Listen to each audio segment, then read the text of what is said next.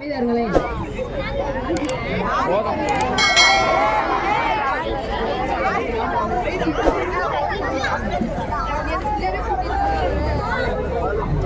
நாள் மறந்து இன்றுடன் 3 நாட்கள் போனது தெரியாமல் சிறப்போடு நடந்து கொண்டிருக்கும் எமது 7 நாள் நாட்டு நலப்பணி திட்டம் சிறப்பு முகாமின் இன்றைய நிகழ்வில் கலந்து கொண்டுள்ள எம் ஊர் பொதுமக்களையும் சிறுவர் சிறுமிகளையும் முதலில் வரவேற்பதில் பெருமிதம் கொள்கிறேன்.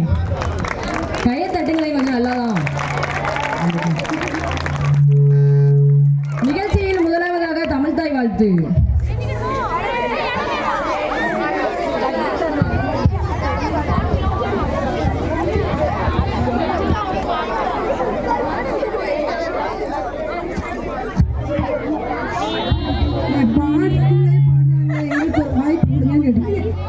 கொஞ்சம் வாரீங்களா தமிழ்தாய் வாழ்த்து பாட?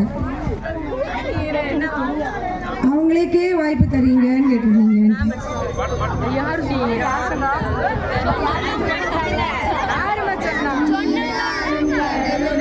நிலமடந்த கெளிலொழுகும் சீராரும் வதனமன திகழ்பரத கண்டமிதில் தெற்கணமும் அது சிறந்த திராவிடனன் திருநாடும் தக்க சிறு பிரிமுதலும் தரிசனரும் திலகமுமே அத்திலக வாசனை போல் அனைத்துலகும் இன்பமுற எத்திசையும் புகழ் மணக்க இருந்த பெரும் தமிழனங்கே தமிழனங்கே உன் சீரிழமை சிரம் இயந்து செயல் மறந்து வாழ்த்துதுமே வாழ்த்துதுமே வாழ்த்துதுமே.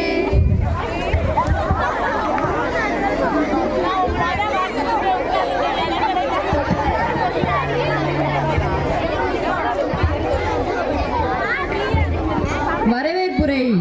மனதில் உறுதியும் வாக்கினில் தெளிவும் நிமிர்ந்த நன்னடையும் நேர்கொண்ட பார்வையும் சீர்மிகு ஞானமும் பார்ப்போற்றும் ஒழுக்கமும் கொண்ட எம் கல்லூரியின் தன்னேர் இல்லாத தலைவர் எங்கள் முதல்வர் அவர்களை வருக வருக என வரவேற்று மகிழ்கிறோம்.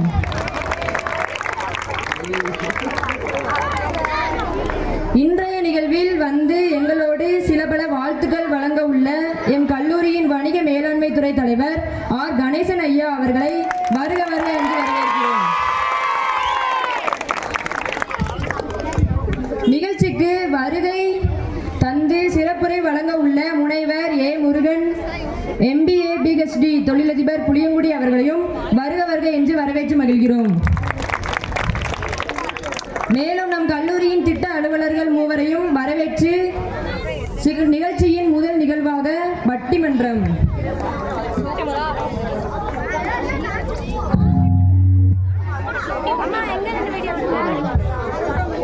இன்றைய சிறப்பு நிகழ்வாக நடைபெற உள்ள இன்றைய உலகில் செல்போன் வரமா சாபமா என்ற தலைப்பில் பட்டிமன்றத்தின் நடுவராக இருந்து எங்களை புன்னகையிலும் மகிழ்ச்சியிலும் திளைக்க வைக்க உள்ள எங்கள் கல்லூரி தமிழ்துறை தலைவரான முனைவர் பி ராமராஜ் ஐயா அவர்களையும் பட்டிமன்ற அணிகளில் பங்கு பெற்று சிறப்பான பட்டிமன்ற நிகழ்வை வழங்க உள்ள எங்கள் நாட்டு நலப்பணி திட்ட மாணவ மாணவிகளையும் கல்லூரியின் சார்பாகவும் நாட்டு நலப்பணி திட்ட அணிகளின் சார்பாகவும் வருக வருக என வரவேற்கிறோம். முதல் நிகழ்வாக பட்டிமன்றம்.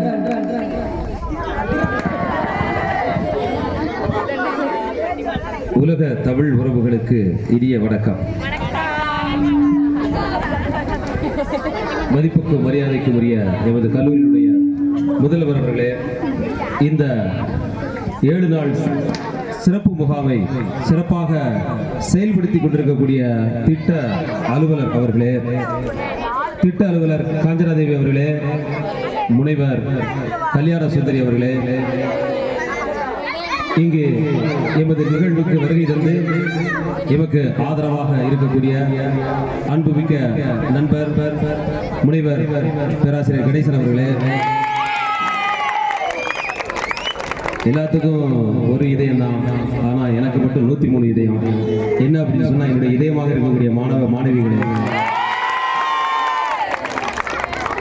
இந்த திருவேட்டநல்லூரில் வசிக்கக்கூடிய நல்லவர்களே, வல்லவர்களே, வள்ளல் புலவர்களே, இங்கு நமது நிகழ்வுகளை ஆர்வத்தோடு காண வந்திருக்கக்கூடிய சின்ன சிறார்களே, உங்கள் அத்துணை பேரையும் இந்த வேளையிலே வருக வருக என வரவேற்கிறேன். நிகழ்ச்சியின் தொடக்கமாக ஒரு பக்தி பாடலோடு தொடங்கலாம் என்று அருமையான ஒரு பாடலை உங்களுக்கு வழங்க இருக்கிறேன்.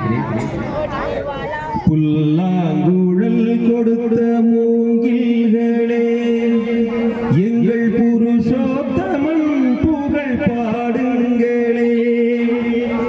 புல்லாங்குழல் கொடுத்த மூங்கில்களே, எங்கள் புருஷோத்தமன் புகழ் பாடுங்களே. வண்டாடும் கங்கை மலர் தோட்டங்களே, எங்கள் மதுசூதனன் புகழ் பாடுங்களே. புல்லாங்குழல் கொடுத்த மூங்கில்களே, எங்கள் புருஷோத்தமன் புகழ் பாடுங்களே. அருமையான கிருஷ்ண பரமாத்மா வேண்டி இந்த இனிமையான இரவு பொழுதில் தென்றல் அழகாக தவழ்ந்து கொண்டிருக்கக்கூடிய அற்புதமான திருவேட்டநல்லூர் மிகப்பெரிய ரசிக பெருமக்கள் ஆங்காங்கே நின்று கொண்டும் அமர்ந்து கொண்டும் நம்முடைய இந்த பட்டிமன்றத்தை ரசிப்பதற்காக வருகை தந்திருக்கிறார்கள். அழகான ஒரு தலைப்பு இன்றைய உலகத்திலே செல்போன் வரமா சாபமா அப்படின்னு ஒரு அழகான தலைப்புல இரண்டு பக்கத்திலே பேசுவதற்காக நண்பர்கள் இருந்து கொண்டிருக்கிறார்கள். இன்றைக்கு நீங்க செல்போன், அதாவது இன்னைக்கு இருக்கக்கூடிய சூழல்ல ஒரு மனிதன் சாப்பாடெல்லாம் வாழ்ந்துடலாம், ஆனா எது இல்லாம வாழ முடியாது அப்படின்னா செல்போன் இல்லாமல் வாழ முடியாது. இன்றைக்கு இருக்கக்கூடிய இளைஞர்களை செல்போன் இல்லாம நீங்க ஒரு நாள் இருக்கணும் அப்படின்னு சொன்னா சத்தியமா எங்களால் இருக்க முடியாது அப்படின்னு சொல்லுவாங்க. ஏன் அப்படின்னு சொன்னா இன்றைக்கு அவங்களுடைய இரண்டாவது உயிராக இருக்கக்கூடியது எது அப்படின்னு சொன்னா செல்போன். அதான் நம்ம இன்னைக்கு முக்கியமா வந்து அந்த தலைப்பு கொடுத்திருக்கிறோம், வரமா சாபமா என்பது குறித்து இரண்டு பக்கத்திலே பேசுவதற்காக அன்பு நண்பர்கள் வந்திருக்கிறார்கள். அதில் ஒரு பக்கத்தில் பார்க்கும்போது சபிப்ரியா, ஏற்கனவே கடந்த ஆண்டு இதே மேடையில் அறிமுகமானவர், ரொம்ப அழகா பேசக்கூடியவங்க. இரண்டாம் ஆண்டு கணிதத்துறை மாணவி, ரொம்ப சிறப்பாக பேசுவாங்க. அமர்கள் அறிமுகம்தான். அடுத்தபடியாக தம்பி முருகேசன். தம்பி முருகேசன் பேசினார்னா அங்க இருக்கக்கூடிய கூட்டம் எல்லாம் அப்படி கையில அப்படித்தான் நினைச்சிட்டு நான் அவரை கூப்பிட்டுருக்கேன். என்ன நடக்குன்னு பொறுத்திருந்து பார்ப்போம். அருமையான பேச்சாளர், இரண்டாம் ஆண்டு வணிகவியல் துறை வந்து பயின்று கொண்டிருக்கிறார். அவரும் பார்த்தீங்க அப்படின்னு சொன்னா வரமே அப்படின்னு பேசுவதற்காக இந்த இரண்டு அணியை சார்ந்த நண்பர்கள் வந்து இங்கே அமர்ந்திருக்கிறார்கள். மறுபக்கத்திலே பார்க்கும்போது இங்க ரெண்டு பேர் வந்திருக்கிறாங்க. அவங்கள ரெண்டு பேரை பார்த்து, தம்பி நீங்க மேடையில் வந்து அமர்வதற்கு உங்களுக்கு அனுமதி இல்லை, அப்படி கீழே இறங்கிடுங்க, அப்படி கீழே அப்படி இறங்கி வந்துருங்க. எல்லா அன்பு தம்பிகளும் அன்பு கட்டளை அப்படி முன்னாடி வந்துருங்க. ஓடியா ஓடியா ஓடியா முன்னாடி வந்துருங்க. மறுபக்கத்தில் இந்த செல்போன் என்பது சாபம் என்று பேசுவதற்கு பி கங்காலட்சுமி, 3rd பிகாம் மாணவி, ரொம்ப பாசத்தோடு பேசக்கூடியவங்க, அழகா பேசுவாங்க, ரொம்ப உற்சாகமா ஆற்றலா பேசக்கூடியவங்க, ரொம்ப ஆர்வத்தோடு வந்திருக்கிறாங்க. நானும் இந்த பட்டிமன்றத்தில் பங்கேற்பேன் என்று அவங்களுக்கு வாழ்த்துக்களை நம்ம தெரிவித்துக் கொள்வோம். அவங்களுக்கு முதல் மேடை இது, வாழ்த்துக்கள். அடுத்தபடியாக அன்பு தம்பி வெங்கடேஷ், 2nd BBA, 2ஆம் ஆண்டு வணிகவியல் துறை மேலாண்மை துறையில் வந்து பயின்று கொண்டிருக்கிறார். நல்ல மாணவர், பழகுவதற்கு இனிமையானவர், பல விஷயங்கள் வந்து நன்கு அறிந்தவர். அவர்கிட்ட பேசும்போது தான் தெரியுது, பல விஷயங்களை கண்ணதாசனை குறித்து பேசினா நம்மளுக்கு தெரியாத விஷயங்கள் அவருக்கு தெரியுது. அற்புதமான பல விஷயங்கள் பேசக்கூடியவர். இன்னைக்கு அவருக்கும் இதுதான் முதல் மேடை. நான் வந்து இந்த மேடையில தான் அவரையும் அறிமுகப்படுத்துகிறேன். 2 பேர் வந்து பட்டிமன்றத்துக்கு முதலாக நம்மளுக்கு வந்து அறிமுகமாகறாங்க. அதனால 2 பேருக்கு ஒரு கரகோஷம் இணைஞ்சலாம். நீங்க பலத்த கரகோஷம் வந்து ஏன் அப்படின்னு சொன்னா, மேடை ஏறுவது என்பதே ஒரு துணிச்சல் வேணும். துணிச்சல் இருந்தால் தான் நம்ம வந்து மேடை ஏற முடியும். ஒரு நண்பர் வந்து அழகா சொல்றாங்க, என்ன அப்படின்னா, அன்று நாங்கள் தாவி தாவி ஓடிக்கொண்டிருந்தோம், தாவி தாவி விளையாடினோம், இன்று தடவி தடவி விளையாடுகிறோம். என்ன? செல்போனை, டச் செல்போன். எப்படி வாழ்க்கை மாறிவிட்டது என்று பாருங்கள். இன்றைக்கு சின்னஞ்சிறார்கள் என்ன செய்யறாங்க?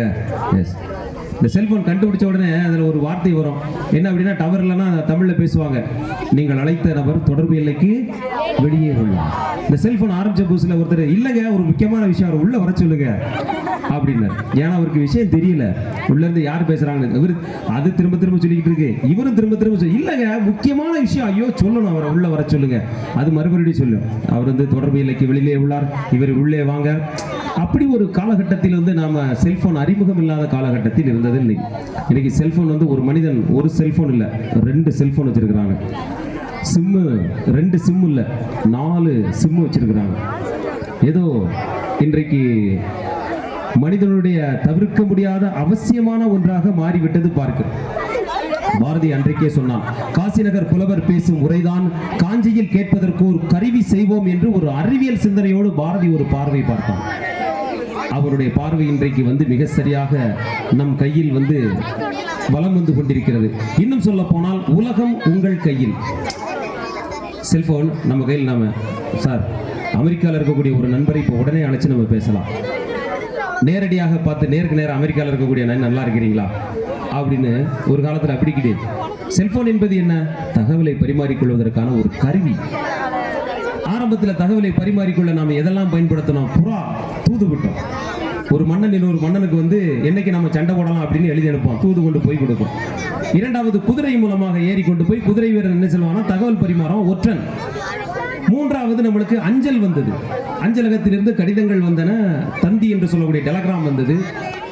இன்னைக்கு அந்த வரிசையிலே பார்க்கும்போது செல்போன் மிகப்பெரிய ஒரு இடத்தை பிடித்திருக்கிறது பார்க்கிறோம். நம்ம எங்கே போனாலும் என்ன செய்யறோம்? செல்போனை கொண்டு நம்ம சட்டப்பையில் இருக்கும் அல்லது கையில் இருந்து கொண்டே இருக்கிறது செல்போன் பார்க்கிறோம். அந்த செல்போன் இன்றைக்கு நமக்கு கிடைத்தது வரமா சாபமா அப்படிங்கிறத பற்றி தான் நாம் இன்னைக்கு ஒரு மிகப்பெரிய கலந்துரையாடல் பண்ண இருக்கிறோம் பார்க்கணும். ஒரு பையன் 1ஆம் பையன் வந்தான், சரி நான் சும்மா இருக்க மாட்டாம ஏழை உனக்கு ஏபிசிடி தெரியுமா அப்படின்னு. அவன் ஏபிசிடி அழகா சொல்லிட்டான். சொல்லிட்டு கடைசியில் கேட்டான், நான் ஒரு கேள்வி கேட்டானா, எத்தனை பொண்ணா படிக்கிறேன் கேளுன்னு. செல்லுக்கு அப்பா யாரு அம்மா யாருன்னா, ஏன் ஆத்தி இதுலடா திருடு இப்படி ஒரு குண்டை தூக்கி போட்டுட்டானே, இது வேற இருக்கா? செல்லுக்கு அப்பா செல்லுக்கு அம்மா, சத்தியமாடாடே என்னடா இப்படி ஒரு கேள்வியை கேட்டுட்ட அப்படின்னு. நீங்க கேட்ட கேள்விக்கு நான் பதில் சொல்லுங்க, நான் கேட்ட கேள்விக்கு நீங்க பதில் சொல்லுங்க. எனக்கு தூக்கி வாரி போட்டது என்ன? செல்லுக்கு நாம் எங்கே போய் நெட்டில் போய் எப்படி கண்டுபிடிக்கணும்? அடித்தா நெட்லேயே வரமாட்டேங்க. கடைசியில் அவன்கிட்ட சரண்டர் ஆகிட்டேன். நீயே சொல்கிறா, இது கூட உங்களுக்கு தெரியாது, நீ எல்லாம் ஒரு வாத்தியார் அப்படின்னா சொல்லிட்டாது வைடா அப்படின்னு. செல்லுக்கு அப்பா செல்லப்பா, செல்லுக்கு அம்மா செல்லம்மா, இது கூட உனக்கு ஐயோ ஐயோ நீரெல்லாம் ஒரு காலேஜ் ப்ரொஃபஸர் அப்படின்னா. இன்னைக்கு இருக்கக்கூடிய ஒன்னா குப்பைகளை நம்மளால சமாளிக்க முடிய மாட்டேங்குது. அந்த அளவுக்கு அவனை எது கெடுத்து வச்சிருக்குது அப்படின்னு சொன்னா செல்போன். ஒரு புறத்தில் மகிழ்ச்சி என்ன அப்படின்னா நம்மளுக்கு தகவலை வந்து உடனுக்குடன் வழங்குகிறது பார்க்குறோம். சார் எல்லாமே கையில் வந்துடுது. இந்த பசங்கள்லாம் பார்த்தீங்கன்னா ஒரே விளையாட்டாக விளையாண்டுக்கிட்டு இருக்கிறான். எந்த நேரமும் அந்த செல்போன்ல ஒருத்தன் துப்பாக்கி தூக்கிட்டு ஓடிறான், டப்படப்படப்படப்பன்னு என்ன செய்யறான்? ஒரு ட்ரெயின் வருது, தண்டவாளம் வருது, பயங்கரமா. இன்னும் பார்த்தீங்கன்னா அவங்களுடைய பொழுதுபோக்கு பார்த்தீங்கன்னா எந்த நேரமும் பார்க்கும்போது அந்த அலைபேசியில் சின்னஞ்சிறார்களுக்கான விளையாட்டுகள், அதுவும் பார்த்தீங்கன்னா அந்த மல்யுத்த சண்டையெல்லாம் பயங்கரமா வரும். இவருக்கு என்னத்தையாவது வீட்டுக்குள்ள உடைக்கணும் போல தோணும். அந்த காட்சியெல்லாம் பார்க்கும்போது பயங்கரமாக இருந்து கொண்டிருக்கிறது. இன்னைக்கு சின்ன குழந்தைக்கு சோறு ஊட்டுறது எதை வச்சுதான் அப்படின்னு சொன்னா செல்போன் வச்சுதான். பிறந்த குழந்தைக்கு கூட அந்த செல்போனை காட்டினா தான் அதை சாப்பிடுது, அழகா சாப்பிடுது. செல்போன் இல்லைன்னா சாப்பிட மாட்டேங்குது. எந்த அளவுக்கு வந்து அடிமையாக நம்மளை வைத்திருக்கிறது பார்க்குறோம் செல்போன். இன்னொரு பக்கம் பார்த்தோம் அப்படின்னு சொன்னா, ஒரு காலத்துல நம்மளுக்கு ஒரு புத்தகம் தேவைன்னா நான் நூலகத்துக்கு போனோம், நூலகத்தில் அந்த புத்தகத்தை உட்காந்து தேடணும். நூலகர்கிட்ட கேட்டால் அந்த புத்தகம் இருந்துச்சுங்க, ஆனால் எங்கே இருக்குன்னு எனக்கு தெரியாது, நீங்கள் தான் தேடணும், எனக்கு டைம் இல்லைன்றவர். நாம வரிசையாக போய் தேடிக்கிட்டே இருக்கும், தேடணும் தேடி ஓடணும். அது கடைசியில் பார்த்தீங்க அப்படின்னா கிடைச்சாலும் கிடைக்கும், கிடைக்காட்டில் போகும்.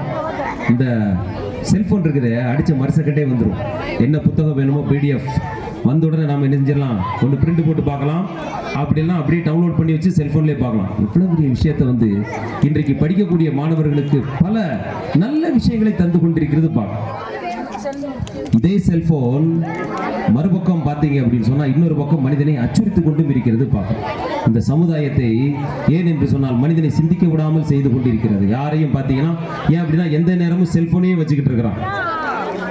அவனை சிந்திக்க விடாமல் செய்து கொண்டிருக்கிறது. விடிந்ததும் செல்போன், இரவு முழுவதும் செல்போன், எப்பொழுது பார்த்தாலும் செல்போன் வச்சுக்கிட்டே இருக்கிறான். செல்போன் ஒரு பக்கம் பார்க்கும்போது நம்மளுக்கு வரமாகவும் இன்னொரு பக்கம் பார்க்கும்போது சாபமாகவும் இருந்து கொண்டிருக்கிறது. அதை பற்றி இன்னைக்கு இவங்க வந்து பேசிக்கிட்டே இருக்கிறாங்க. திடீர்னு பார்த்தீங்கன்னா ஒரு நாள் பயங்கரமான பட்டிமன்றம் எங்கள் குழுவெல்லாம் போயிருந்தோம். நாங்கள் நல்லா தான் பேசிக்கிட்டு இருந்தோம். பார்த்தா கூட்டம் பயங்கரமாக கூடிச்சு. பயங்கரமாக கூட்டம் கூடுனதுக்கப்புறம் திடீர்னு பார்த்தீங்க அப்படின்னு சொன்னால் அந்த கூட்டம் கொஞ்சம் கொஞ்சமாக குறைஞ்சு கடைசியில் ஒரே ஒரு மனிதர் மட்டும் இருந்துக்கிட்டு இருந்தார். எனக்கு ரொம்ப சந்தோஷம். சரி, ஒருத்தராவது நம்ம பட்டிமன்றத்தை இவ்வளோ ஆர்வமாக கேட்குறாரு அப்படின்னு சொல்லி பட்டிமன்றம் முடிஞ்ச உடனே கடைசியில் நான் அவர்கிட்ட கேட்கணும் அப்படின்னு சொல்லி அவரை கூப்பிட்டேன். என் பட்டிமன்றம் வந்து உங்களுக்கு இவ்வளோ சிறப்பாக இருக்குதா அப்படின்னு கேட்டேன். எல்லாம் கலைஞ்சு போயிட்டாங்க, ஆனால் நீங்கள் மட்டும் இவ்வளோ சந்தோஷமாக கேட்டுக்கிட்டு இருக்கீங்க.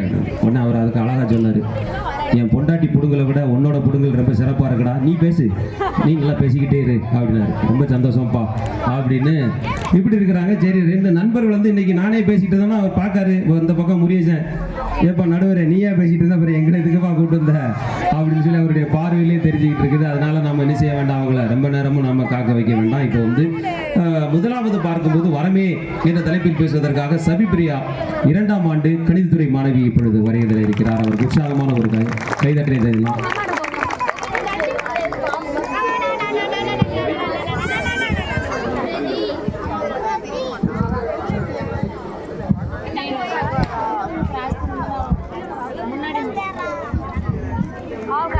அனைவருக்கும் வணக்கம்.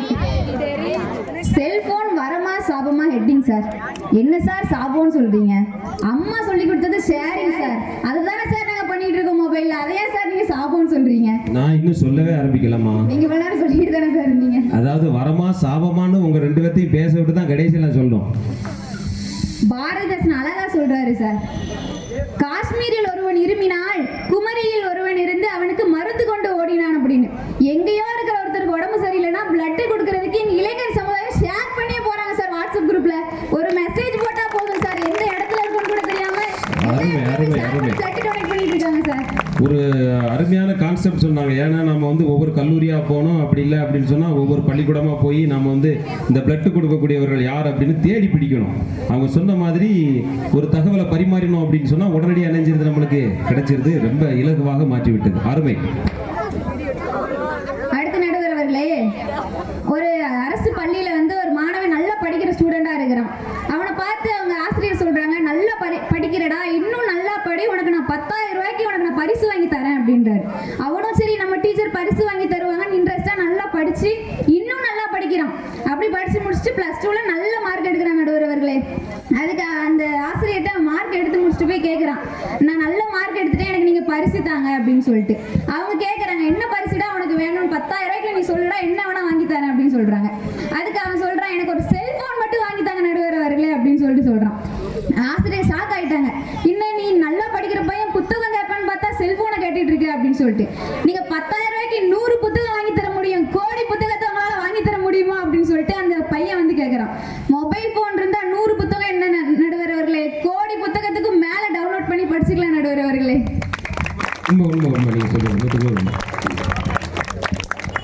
எல்லா திசைகளும் என்னுள்ளடக்கம், எல்லா திசைகளும் என்னுள்ளடக்கம், எல்லோருக்கும் என் மீதே இன்றைய மயக்கம். வடிவத்தில் சிறியவன் நான், அடியெடுத்து நான் அளந்தால் அண்டமெல்லாம் சிறிதாகும். கையளவு இதயத்தின் கடலளவு ஆசைகளை கடல் கடந்திருந்தாலும் கச்சிதமாய் எடுத்துரைப்பேன்.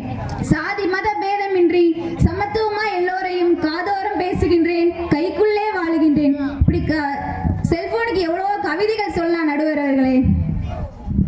ஆண்கள் கூட போருக்கு கூட தைரியமா போயிடுவாங்க நடுவர் அவர்களே. ஆனா அந்த பெண்கள் கூட துணி கடைக்கு வரவே மாட்டாங்க நடுவர் அவர்களே. வந்தாங்கன்னா ரொம்ப கஷ்டம் அவங்களுக்கு. நாங்க எடுத்து முடிக்கிற வரைக்கும் அவங்க அங்கேயே தான் காத்திருக்கணும். அதெல்லாம் மிச்சப்படுத்துற அளவுக்கும் எங்க அறிவை வளர்க்கறதுக்கு மொபைல் ஷாப்பிங்கே வந்துருச்சு நடுவர் அவர்களே. ஆன்லைன் ஷாப்பிங் எது வேணா ஆன்லைன்ல டவுன்லோட் பண்ணிக்கலாம். என்ன ட்ரெஸ், வாட்ச் எல்லாமே எல்லாத்தையும் அறிவே வளர்த்துக்கிறோம் நடுவர் அவர்களே. அது மட்டும் இல்லாம நேரத்தை மிச்சப்படுத்திக்கிறோம் நடுவர் அவர்களே. வரம் தானே நடுவர் அவர்களே. இப்போ நீங்களே முடிவு பண்ணிருங்க, வளர்ந்தா அப்படின்னு நீங்களே என்ன செய்யுங்க, நீங்க தான் சொல்லணும் நடுவர் அவர்களே. கடைசியில் முடிவு பண்ணிட்டே போயிருவோம். நீங்க தான் சொல்லணும். அந்த காலத்துல வந்து பொண்ணுக்கு வந்து கல்யாணம் பண்ணி கொடுத்தாங்கன்னா அந்த பெற்றோர்கள் தவிக்கிற தவிப்பு வந்து ரொம்ப ரொம்ப கஷ்டப்படுவாங்க. அவங்க எப்படி இருக்கிறாங்களோ, பேச முடியாது, பார்க்க முடியாது, எதுவுமே பண்ண முடியாதுன்னு சொல்லிட்டு. ஆனா இந்த காலத்துல அந்த ஒரு மொபைல் போன் அவங்களை இணைக்கிறதுனால அமெரிக்கால கூட கல்யாணம் பண்ணி கொடுக்க துணிஞ்சிட்டாங்க நடுவர் பெற்றோர்கள். அந்த அளவுக்கு குடும்ப உறவுகளை இணைக்கிறதே செல்போன் தான் நடுவர் அவர்களே. ஒருத்தர் கல்யாணம் பண்ணி கொடுத்துட்டு அந்த பொண்ணோட அப்பா வந்து அழுதுகிட்டே இருந்தாராம். உடனே மருமகன் பார்த்தீங்க அப்படின்னு சொன்னா சொல்லிருக்காரு, மாமா அதான் நான் இருக்கேன்ல, நீங்க ஏன் அழுகுறீங்க? அழ வேண்டாம், நான் உங்க பொண்ணை வந்து கண்களாக பார்த்துறேன் அப்படின்னு. கடைசியில் மாமா சொன்னாராம், நான் என் மவளை நினைச்சு அழுவல, உன்னை நினைச்சு அழுகுறேன்டா, உன் நிலை என்ன நிலைமை ஆக போகுதோ அப்படின்னு அழுதாராம். சொல்லுங்க நீங்க. நடுவர் அவர்களே, மொபைல்னு சொன்னாலே எல்லா இடத்துலயும் வர்றது போட்டோ தான் நடுவர் அவர்களே. போட்டோ இல்லாம மொபைல் போன் யாராலையும் வச்சிருக்கவும் முடியாது, வச்சிருந்தா அவங்க வந்து மாமனிதர்கள் இருப்பாங்க. அதுல ஒரு செல்ஃபின்னு ஒன்று இருக்கு. அதான் நடுவர், அதான் சொல்ல வரேன். போன வாரம் பாத்தீங்கன்னா ஒருத்தன் ஓடுற ட்ரெயின்ல செல்ஃபி எடுத்து அடுத்த நிமிஷம் ஆளை காணும். இந்த உலகத்தை விட்டே போயிட்டான். ஏன்னா ஓடுற ட்ரெயின் எவ்வளவு ஃபாஸ்டா போகாதுல, அப்படி இப்படி காட்டினா திடீர்னு ஆளைங்கான அட்ரஸிங் ஆகும். எங்க போனான்னு பெட்டிக்குள்ள இருந்து தேடுறான், வாய்ப்பு இல்லை ராஜா அப்படின்னு நினைச்சிட்டான். சரி சொல்லுங்க நீங்க. செல்ஃபிலே நிறைய விதம் இருக்கு நடுவர் அவர்களே. பசங்க செல்ஃபி எடுத்தாங்கன்னா ஒரே போட்டோ, இப்படி ஒண்ணு, அவ்வளவுதான் நடுவர்களே. அதே பொண்ணுங்கண்ணா எந்த இடத்துல இருந்தா அழகா தெரியும், எந்த இடத்துல இருந்தா ஒல்லியா தெரியும், எந்த இடத்துல இருந்தா கலரா தெரியும், அவ்வளவு விதம் இருக்கு நடுவர் அவர்களே. ஒவ்வொரு கோடல்லையும் ஒரு விதமான ஸ்டைல். அப்படி இது ஒல்லியா இப்படி காட்டும், இது குண்டா காட்டும், அப்படி கலரா காட்டும், இன்னும் கண்டம் கரைன்னு காட்டும். எப்படிலாம் டெக்னாலஜி இது. அப்படி எல்லாத்தையும் ஒரு சந்தோஷமான இடத்துல கூட போட்டோ தான் நடுவர்களே பெரிய ஆதாரமா இருக்கு. என்ன ஃபங்க்ஷன் வச்சாலும் போட்டோ போட்டோ போட்டோ தான் நடுவர்களே. அதுதான் வீட்டுல பிரேமா தொங்குது எல்லா இடத்துலயும். அது ரொம்ப யூஸ்ஃபுல்லா இருக்கு நடுவர்களே மொபைல் போன். அருமை. கொரோனா தொற்று காலம் வந்துச்சு, கிளாஸ் இல்ல, எதுவுமே இல்ல, ஆனா ஆன்லைன் கிளாஸ் நடந்துச்சு, படிச்சோம், காலேஜும் வந்தாச்சு. இப்படி எல்லாரையும் அடுத்தடுத்த லெவலுக்கு கொண்டு போறது காரணம் மொபைல் போன் தான் நடுவர்களே. சமையல் ரூம் வரைக்கும் கிளாஸ் ரூம் சத்தம் கேட்குது. இங்க இருந்த கிளாஸ் ரூம்ல ஒரே ஒரு கிளாஸ்ல ஒரே ஒரு போர்ட்ல தான் பாட சத்தம் கேட்டுட்டு இருக்கோம். மொபைல் போன் இருக்கிறதுனால எல்லா வீட்லயும் கிச்சன் வரைக்கும் சத்தம் கேட்குது. பாடம் அவ்வளவு அழகா சின்சியரா படிக்கிறோம் நடுவர்களே மொபைல். செல்போன்ல நீங்க படிக்கிறீங்க, இதை நாங்க நம்பணும். ஆமா சார், உடனே அந்த பக்கம் ஆமா சார், நம்புங்க சார், அது உண்மை சார் அப்படின்னு நினைச்சாங்க. இது மட்டுமா நடுவர் அவர்களே, மொபைல் போன்ல எங்களுக்குலாம் எவ்வளவு யூஸ் ஆகுதுன்னா, நியூஸ் பேப்பர் படிக்கிறது கூட இப்ப பேப்பர் வாங்குறதுல யாரும் நடுவர் அவர்களே, ஒன்லி டவுன்லோட். இந்த பேப்பரை தந்தி பேப்பரை டவுன்லோட் பண்ணுங்க, படிங்க, ரீட் பண்ணுங்க, டைம் போயிடுச்சு. எங்கேயும் அலைய வேண்டாம், காசு இல்லை, டவுன்லோட் நெட் மட்டும் இருந்தா போதும் நடுவர் அவர்களே. இன்னொரு உண்மையை சொல்றேன், இன்னைக்கு அவன் நியூஸ் பேப்பர் மட்டும் கிடையாது, அவன் பாடத்தையே படிக்க மாட்டாங்க. தெரியுமா உங்களுக்கு? மொபைல் அந்த கரண்ட் பில் கட்டலாம், ஜிபே பண்ணலாம், எவ்வளோ டிரான்சாக்ஷன், எவ்வளோ வழிகளை அமைச்சு கொடுத்ததே செல்போன் தான் நடுவர் அவர்களே. நடுவர் அவர்களே, திடீர்னு ரோட்ல விபத்து நடந்தா என்ன நடுவர் அவர்களே பண்ணுவீங்க? 108க்கு ஃபோன் பண்ணி அவங்கள காப்பாத்துறதுக்கு என்னென்ன வழிமுறை இருக்கோ அதை கையாளணுமா? நடுவர் அவர்களே, 108க்கு கால் தான் நடுவர் அவர்களே பண்ணுவீங்க. மொபைல் போன் தானே நடுவர் அவர்களே தேவைப்படுது. கட்டாயமா மொபைல் இல்லாம நான் என்னதான் கத்துனாலும் வரமாட்டாங்கம்மா. காலேஜ்ல இருக்கும்போதே டவுட்னா ஸ்டாஃப்ட்ட கேட்டுக்கிறோம், டீச்சர்ட்ட கேட்டுக்கிறோம். வீட்டுக்கு போனா கூகுள்ட்ட தான் நடுவர் அவர்களை கேட்டாகணும் போயிட்டு. நம்ம வாழ்க்கையோட வழிகாட்டி எது அப்படின்னு சொன்னா, வழிகாட்டினா இப்போ ஒரு ஊருக்கு போறோம்னா அந்த காலத்துல ஒரு ஆளா கேட்டு கேட்டு கேட்டு போனோம். இப்போ எதுவுமே தேவையில்ல, ஒன்லி கூகுள் மேப். மேப் போட்டா போதும், எங்க போகணுமோ அங்க போய் சேர்ந்துடலாம் நடுவர் அவர்களே. எந்த இடத்துக்கு போகணுமோ டச் பண்ணி வச்சா போதும், அங்க போய் ரீச் ஆயிடலாம் நடுவர் அவர்களே.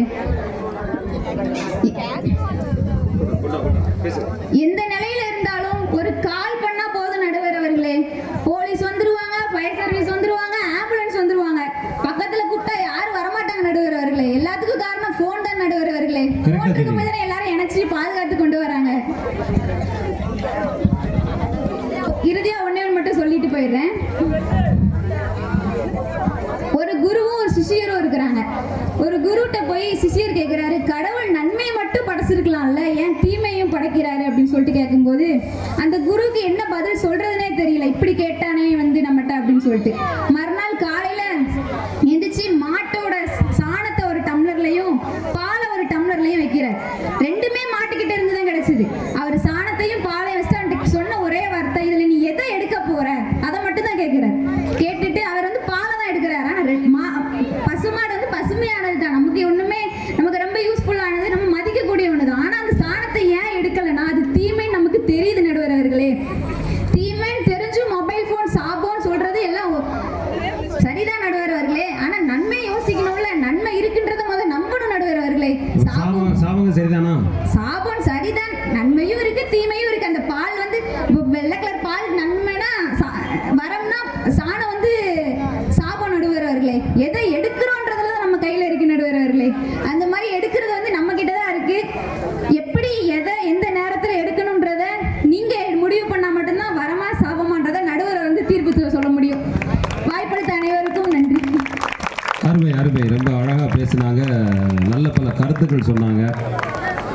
அப்படின்னு சொன்னால் இன்னைக்கு ரத்த தானத்தை பற்றி பேசினாங்க. இரண்டாவது பார்க்கும்போது ஆம்புலன்ஸை கூப்பிடணும் அப்படின்னு சொன்னால் செல்ஃபோன் இல்லாமல் என்ன செய்ய முடியாது, நாம் வந்து கால் பண்ண முடியாது அப்படின்னு சொல்லிட்டாங்க. நிச்சயமாக வந்து ரொம்ப அழகான கருத்துக்களை தெளிவாக நம்மளுக்கெல்லாம் எடுத்து சொன்னாங்க. நீங்களும் ரொம்ப அற்புதமாக ரசித்தாங்க. இப்போ வந்து மறுபக்கம் ஒருத்தங்க யோசிச்சுக்கிட்டு இருக்கிறாங்க, என்னமோ பேசிட்டு போயிட்டாங்களே, இப்போ நாம் என்னத்தை பேசுறது அப்படின்னு சொல்லி ரொம்ப ஆழ்ந்து யோசிச்சுக்கிட்டு இருக்கிறாங்க. கங்காலட்சுமி 3ஆம் ஆண்டு வணிகத் துறை மாணவி. சரி வாங்க, நீங்கள் என்ன சொல்கிறீங்கன்னு நம்ம இப்போ பார்ப்போம்.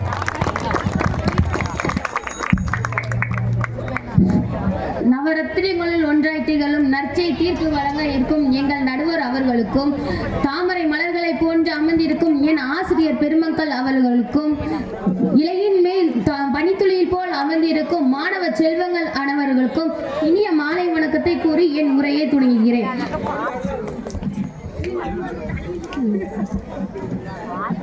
ஐயா நடுவர் அவர்களே, என் சகோதரி அருமையா நிறைய பாயிண்ட் சொன்னாங்க. அதுல ஒண்ணு மட்டும் மறந்துட்டாங்க.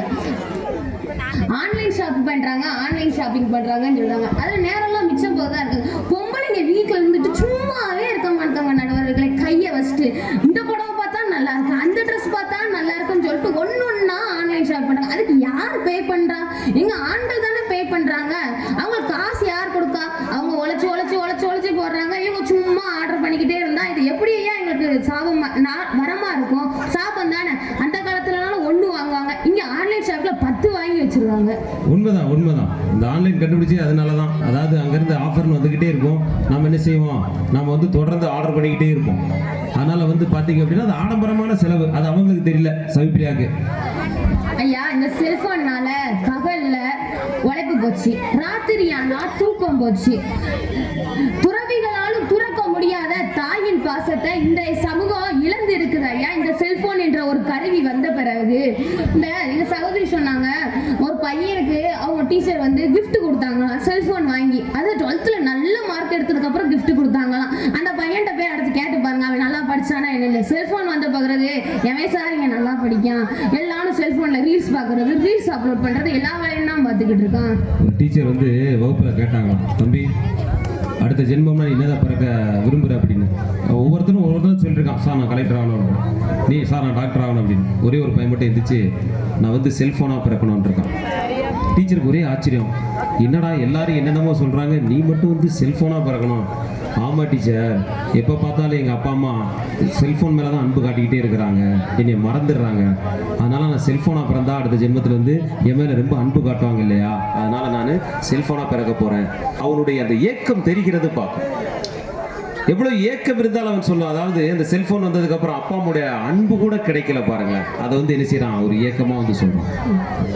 ஐயா நடுவர் அவர்களே, இந்த இப்ப இருக்க சகோதரிங்க எல்லாம் காலேஜுக்கு போகும்போது, வெளியில எங்கேயா போகும்போது அவங்களோட அப்பா எல்லாம் தெரு வரைக்கும் வந்து பார்க்காங்க, நம்ம பிள்ளைய யாராவது ஃபாலோ பண்ணிடுவாங்களோ, யாராவது ஏதாவது சொல்லிடுவாங்களோன்னு சொல்லிட்டு. ஆனா அவங்க அப்பாவுக்கு தெரியல அந்த பிள்ளைய 200 பேர் இன்ஸ்டாகிராம்ல ஃபாலோ பண்றாங்கன்னு. ஏன் அந்த பிள்ளைக்கு கூட தெரியாது அந்த பிள்ளையோட போட்டோ எத்தனை பேர் இன்ஸ்டாகிராம்ல இருந்து அவன் போன்ல சேவ் பண்ணியிருக்காங்க அப்படின்னு சொல்லிட்டு. அது மட்டும் கிடையாது, இன்னைக்கு முக்காவாசி காணாமலே காதல் என்று சொல்லக்கூடிய ஒரு மோசமான விளைவுகளை அந்த Facebook என்ன செய்கிறது, தந்து கொண்டிருக்கிறது. எந்த முகம் கூட தெரிய மாட்டேங்குது. இன்னும் பாத்தீங்க அப்படின்னா பொண்ணு எந்த ஊர்லயே இருக்கான், பண்ணிக்கிட்டு இருக்காங்க நடுவர்களை. அது பெண்ணாக இருந்தாலும் பரவாயில்லை, சில பேர் ஆண்கள் என்ன செய்யறாங்கன்னா அழகான பெண்களுடைய படத்தை வச்சிடறாங்க. இவங்களும் பாத்தீங்கன்னா பெண்ணை நம்பி சொல்லி நிறைய விஷயங்கள் வந்து ஏகப்பட்ட தகவல் பரிமாறி கடைசியில் போய் நேரில் சந்திக்கும் போதுதான் தெரிகிறது அது ஒரு ஆண் என்று. அதிர்ச்சி ஆகிவிடுங்க. இவ்வளவு நாள் ஒரு ஆணுக்கு தான் நான் தகவல் அனுப்புறேன், இவ்வளவு பெரிய தவறுலாம் நடக்குது. நடுவர்களே, எங்க ஊர் பக்கத்துல எனக்கு ஒரு சம்பவம் நடந்துச்சு. நீ சொன்னா நம்புவீங்க, எனக்கு தெரியல, உண்மையா நடந்துச்சு. எங்க வீட்டு பக்கத்துல ஒரு குட்டி பையன் இருக்கான், வெறும் 3ஆவது தான் படிக்கான். ஆனா அந்த பையன் என் பக்கத்துல வந்துட்டு அக்கா இங்க பாருக்கா அப்படின்னு சொல்லி ஒன்று காட்டினான். நானும் என்னன்னு சொல்லிட்டு டக்குன்னு போய் பார்த்தா அவன் ஆளுக்கு ஸ்டேட்டஸ் போட்டுக்கான். அக்கா இங்க பாருக்கா, நான் ஆளுக்கு ஸ்டேட்டஸ் போட்டுக்க, சூப்பரா இருக்கா பாருக்கா அப்படின்னு சொல்லிட்டு. அதுக்கு அந்த பிள்ளையை ரிப்ளை பண்ணிருக்கேன், நான் உங்க ஸ்டேட்டஸ் பார்த்தேன், சூப்பரா இருக்கு அப்படின்னு. இப்பயே சின்ன வயசுல பிரிச்சிருந்தா பாரு, அது ஏன் ஆளை பிடிங்க, அங்கிட்ட இருந்து அது ஏன் ஆளை பிடிங்காங்க. இது என்னன்னு நம்மளுக்கே என்ன செய்ய மாட்டேங்க, தெரிய மாட்டேங்க. ஐயா நடுவர் அவர்களே, நீங்க அந்த காலத்துல எல்லாம் ஒரு பிள்ளைகிட்ட போய் பேச பேசணும்னா எப்படி பயப்படுவீங்க சொல்லுங்க? பேச மாட்டோம். நாங்கள்லாம் வந்து எங்களுடைய காலகட்டத்தில் பேசுறதுக்கு ரொம்ப பயப்படுவோம். யாராவது சொந்தக்காரங்க இருந்தாலும் தூரத்திலே இருப்போம். உண்மையிலேயே உடனே ஒரு பொண்ணு வாயில கையை வச்சிருச்சு, அடாப்பாவி இப்படி புழுவுதானே அப்படின்னு என்ன செய்யுது கூட்டத்தில் ஒரு பிள்ளை. அதுதான் உண்மை. நீங்க நம்பினாலும் நம்பாட்டிலும் எங்களுடைய காலகட்டங்கள்லாம் பேச ரொம்ப பள்ளிக்கூடத்துல பேசவே மாட்டோம். யாருமே எவ்வளவு சொந்தக்காரங்க தான் தூரத்திலே வந்து அப்படின்னு. ஆனா இன்னைக்கு இருக்க காலத்துல பேசாம இருக்க மாட்டாங்க. அன்னைக்கு பேச மாட்டோம், இன்னைக்கு பேசாம இருக்க மாட்டாங்க. அதான் நடுவர்களே, உங்க காலத்துலலாம் ஒரு பொண்ணுகிட்ட பேசணும்னா 10 பேர் பாத்துருவாங்கன்னு பயந்து பேசுவாங்க. ஆனா இன்னைக்கு வெறும் 10 டிஜிட் நம்பர் இருந்தா போதும் ஐயா, யாருனாலும் யார்கிட்ட வேணாலும் என்ன வேணாலும் பேசலாம். ஐயா இப்போ சும்மா இந்த ஆன்லைன் கிளாஸ் கவனிச்சேன்னு சொல்லுவாங்க. இங்க இருக்க ஒருத்தவங்களை மனசாட்சியை தொட்டு சொல்லுங்க, யாருனாலும் உட்காந்து ஆன்லைன் கிளாஸ் கவனிச்சான்னு கண்ணு முன்னாடி உட்கார வச்சு நாடி மாதிரி கத்துனாலே ஒருத்தன் காதுல வாங்க மாட்டான். முன்னாடி உட்காந்துட்டு கொரட்டை விட்டுக்கிட்டு இருப்பான். இதுல ஆன்லைன் கிளாஸ்ல வீடியோ இருந்தா ஆடியோ இருக்காது, ஆடியோ இருந்தா வீடியோ இருக்காது, ரெண்டும் இருந்தா நம்ம பயிலுக்கு இருக்க மாட்டாங்க. அவன் ஆள் கூட சேட் பண்ணிக்கிட்டு இருப்பான். ஏன் எங்கயா ஆன்லைன் கிளாஸ் கவனிச்சான்? வேதனையோட பாடம் நடத்தும் அவைக்களமாக இன்றைய ஆன்லைன் கிளாஸ் நிகழ்ந்து கொண்டு இருக்கிற ஐயா. இந்த ஆன்லைன் வகுப்புலாம் ரொம்ப காமெடியா இருக்கும். ஆன் பண்ணி விட்டு அம்பாட்டில் இங்கே பார்த்தீங்கன்னா ஒரு பாட்டை போட்டு விட்டு அது வாட்டில் பாட்டு படிச்சுக்கிட்டே இருக்கு. உயிரே உயிரே எப்படியாவது ஓடி வீடு அப்படின்னு. என்னடா பண்ற? ஆன்லைன் வகுப்பு சார், ஆன்லைன் வகுப்பு. ஆளை பார்த்த உடனே டக்குன்னு மாத்திடுறான். பாஸ் கொடுத்து வச்சுட்டு அப்படி சார் ஆன்லைன் வகுப்பு அப்படி கேட்டு செய்யறான். இன்னொன்று அவனுக்கு உண்மையிலே புரியாது, ஏன்னா பேச போல இங்கிலீஷ்.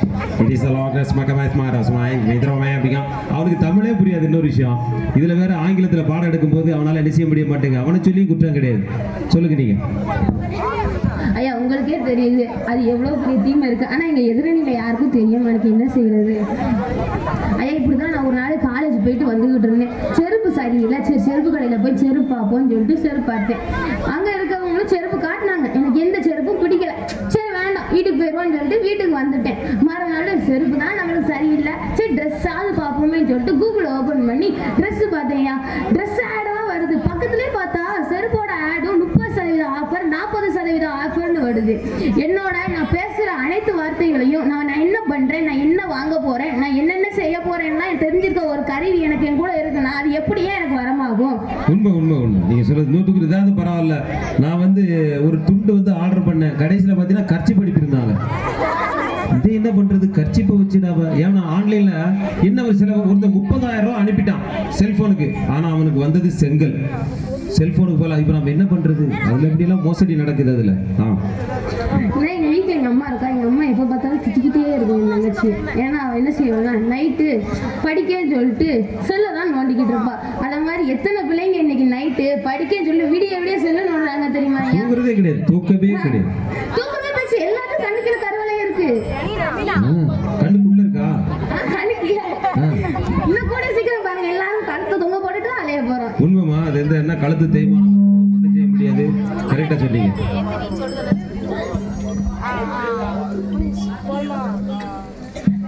ஐயா இப்போ சொல்லுவாங்க செல்போனை சரியா படுத்தினா உங்களுக்கு சரியா இருக்கும், நீங்க தப்பா பயன்படுத்திப்பீங்க, அதனாலதான் உங்களுக்கு அது தவறான விளைவுகள்லாம் ஏற்படுத்துன்னு. ஒரு ஆணு நம்மளை பார்த்து பேசுறான்னா அவனோட பார்வையை வச்சே கண்டுபிடிக்கலாம். அவனோட பார்வையை ஏதாவது தவறு இருக்கா, அவன் நோக்கம் சரியில்லையான்னு. ஆனா இன்றைய கேமராக்கள் எதையோ படம் பிடித்து எதையோ காட்டுகிறது ஐயா. யாரோ ஒருவர் தவறாக பயன்படுத்துவது எனக்கு விளைவாக இருந்தா அது எப்படி ஐயா எனக்கு வரமாகும்? அருமையா சொன்னீங்க. இன்னைக்கு பார்க்கும்போது ஒரு சமூகத்தை திசை மாற்றக்கூடிய ஒரு கருவியாக கூட இந்த செல்போன் இருந்து கொண்டிருக்கிறது.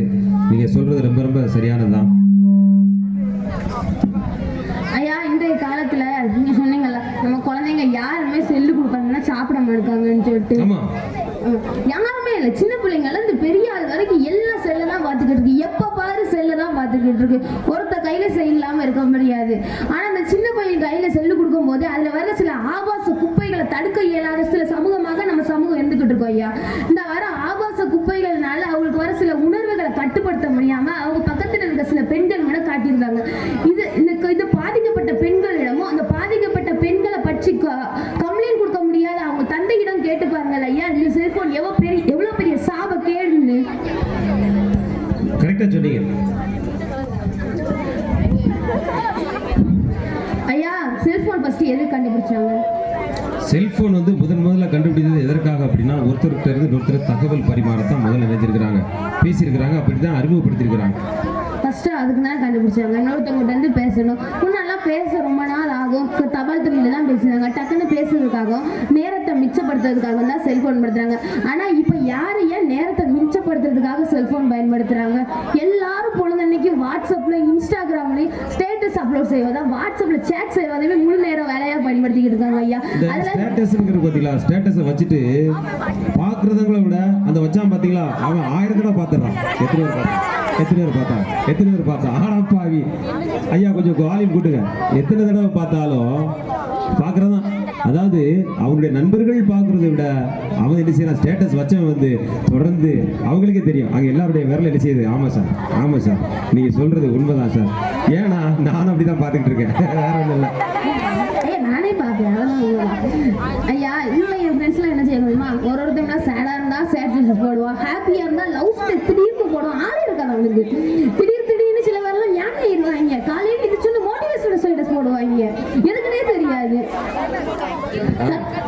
சொல்லுங்க.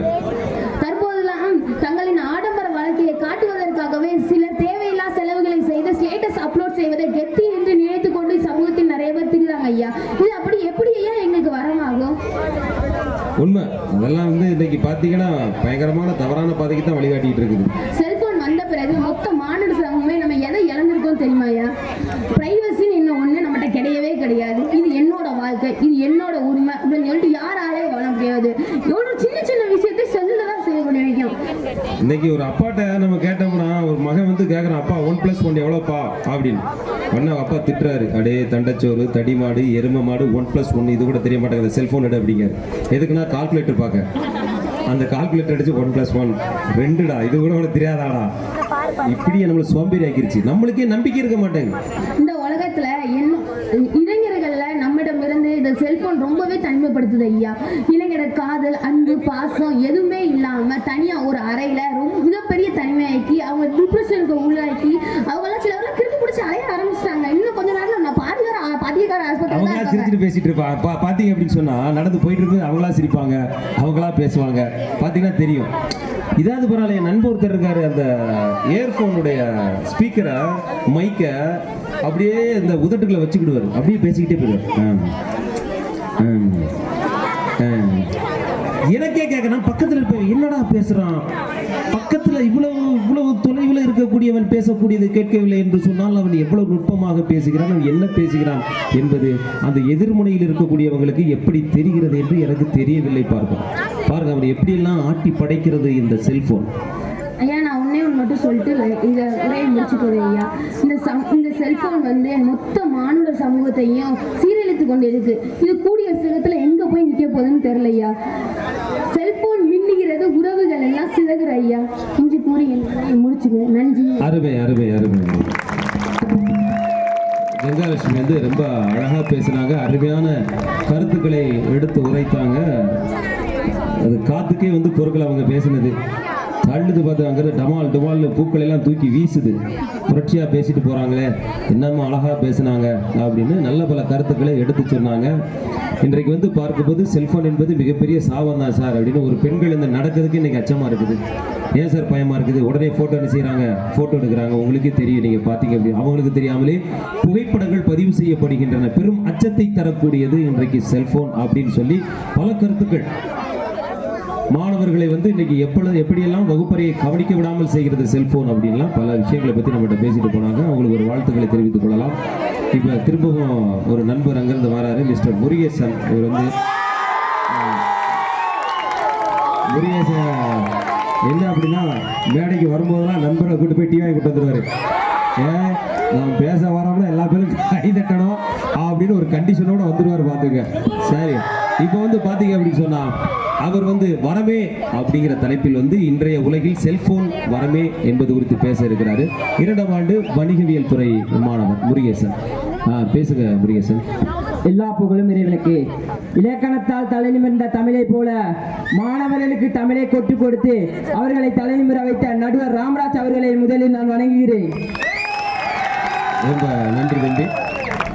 ஏழைகள் ரேஷனுக்காக காத்திருக்க, பணக்காரர்கள் பேஷனுக்காக காத்திருக்க, விவசாயிகள் ஜீசனுக்காக காத்திருக்க, காதலர்கள் பிப்ரவரி 14க்காக காத்திருக்க, அரசியல்வாதிகள் எலெக்ஷனுக்காக காத்திருக்க, கொட்டும் வியர்வையிலும் நல்ல தமிழுக்காக காத்திருக்கும் என் அன்பான குழந்தைகளே.